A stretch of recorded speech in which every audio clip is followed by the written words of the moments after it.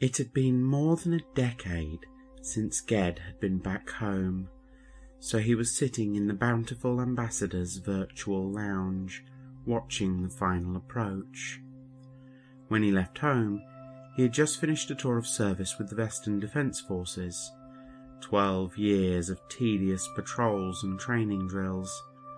He didn't expect to end up on Mars, much less a bounty hunter. He wanted to get back home since the start of the war, visit with family and enjoy some well-earned rest. Now that it was so close, Ged began to imagine all the opportunities for entertainment his home colony could offer.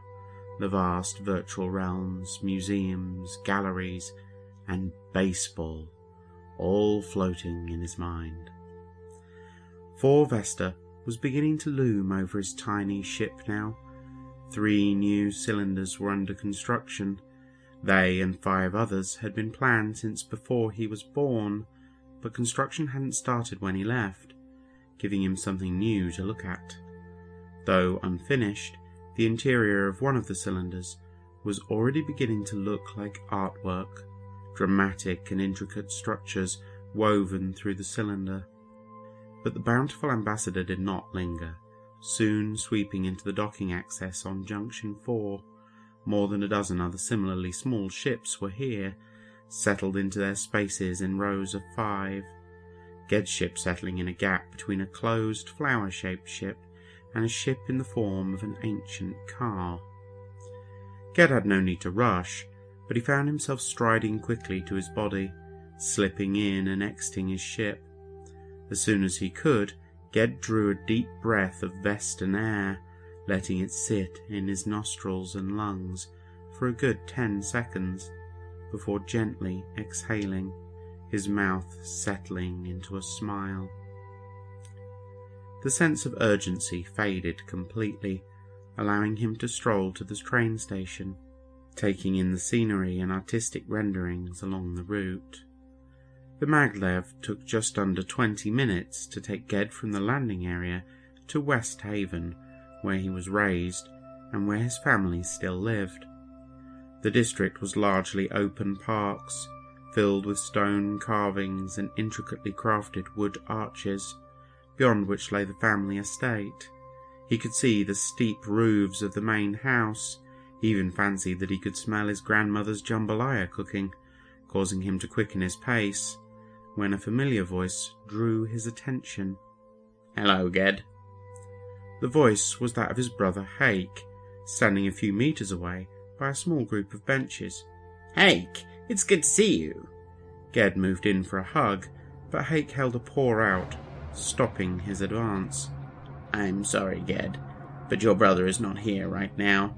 You'll have to settle for me." "What do you mean? Who are you?" Ged immediately moved to a defensive posture, realizing that this impostor looked like his brother, but did not stand like him, or speak like him. "I'm slightly offended. Can't you see past this fuzzy exterior?" The impostor twisted at the waist, examining the body they were wearing.